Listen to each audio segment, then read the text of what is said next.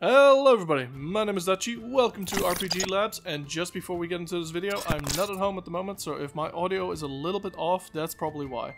Anyway, let's get right into this video. Now, one thing I quickly want to address at the start is there have been a bit of issues with the servers of Wayfinder at the moment. Please be patient and give Airship Syndicate a little bit of breathing space just to fix all of these things. It'll be much appreciated by them.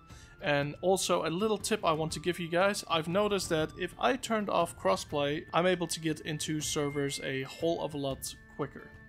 I'm not 100% sure why this is, but hey, it helped me to get some of this footage, so hopefully it helps you guys out as well. Alright, now let's get into the proper guides for this video. Now let's start off with picking your Wayfinder.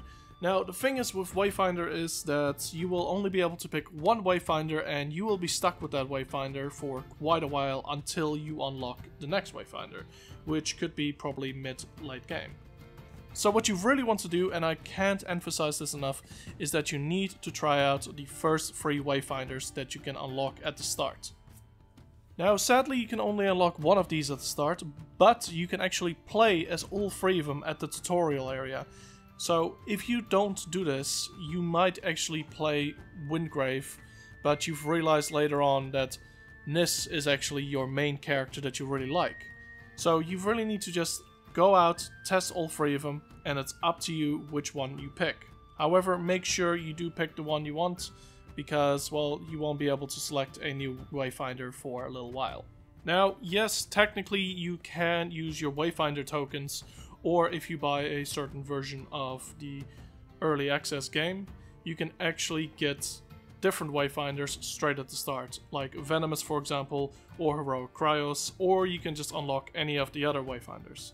However, I would not recommend using the Wayfinder tokens at the start, because I think other Wayfinders are going to come out later that you're going to want to unlock, and you can instantly unlock them with those Wayfinder tokens. Because, in my opinion, I reckon other Wayfinders are gonna come out later that will be a lot harder for you to actually get, and the Wayfinders that we have currently will probably be one of the easier Wayfinders to get in the game. Now, the other way to unlock these Wayfinders that you want to get is to craft them through grinding missions, grinding bosses, and basically playing the game. I personally am going to do this for Nis, Windgrave, and all the other characters that I haven't gotten at the moment. Right now, I personally have Heroic Cryos and I have Venomous unlocked for absolutely no work because I bought the expensive version. Probably shouldn't have done that, but hey, I really wanted to support Airship Syndicate and I kinda wanted to get the Heroic Cryos. Oh, I guess there's one more thing I need to mention about the Wayfinders that you can unlock. You can actually unlock Venomous through the tower, which is basically your in-game battle pass. Now, once you completed the tower, you will be able to unlock Venomous just like that. I think this is actually really nice because, well, it allows you to basically unlock her through a sort of seasonal event. So basically, still making you grind for it, but it's more of a guaranteed thing that you're definitely going to get that Wayfinder at the end. The tower itself, by the way, is basically a little bit of a maze that you can go through and you can collect whatever items you want. I recommend having a bit of a browse through it and selecting the items that you are really keen for and going for those items first. Now, once you've been playing for a little while already, you will start unlocking echoes. Now, echoes in the game are basically your upgrade system, and you can also unlock artifacts, which you can also put echoes in later on.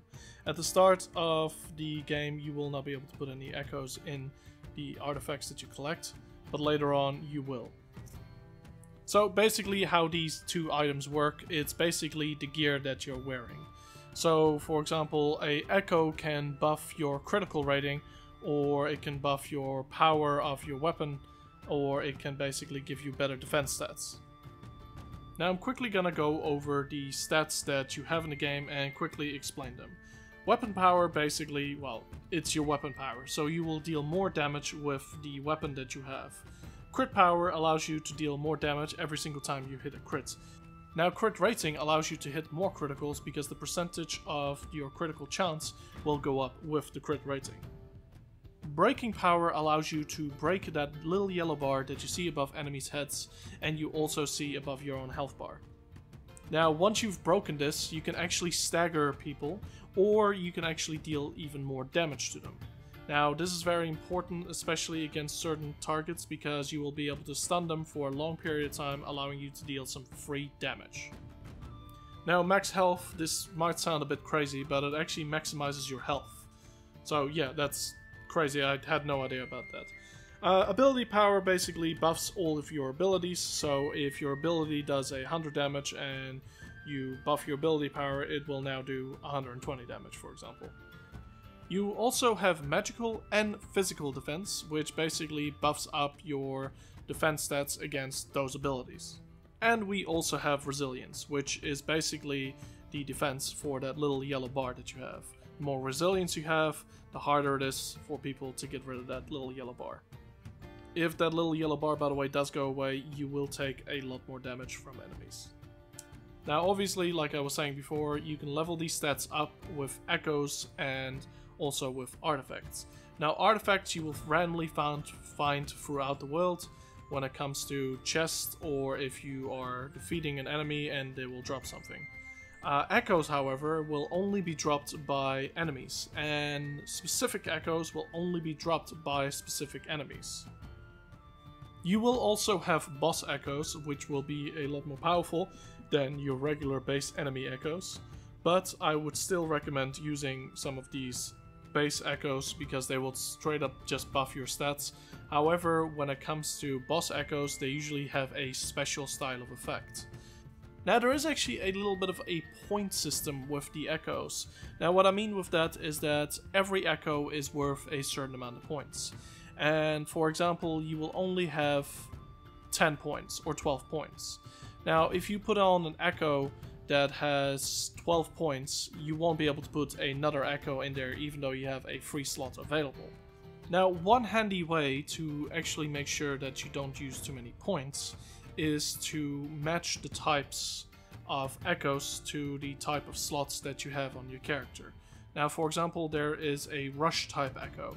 Now, if you use that rush type echo on, let's say, a guard slot, you will be spending the max amount of points on that echo. However, if you would use that rush on a rush slot, you will minus those points down quite a bit, allowing you to put even more echoes on that character. So basically maximizing your stats that you have. Now, one thing I do have to say is that if you have a whole bunch of, well, let's just call them echo points left, you don't necessarily need to match them up. Because let's say you have a guard type slot available, but you have, well, let's just go for the rush again. The rush echo that you really want to use because it allows you to deal more damage. So, well, instead of using that guard one, you can easily use the rush one instead. You'll be spending more points, however, if you have the points, you might as well spend it so you can maximize the build that you really, really want.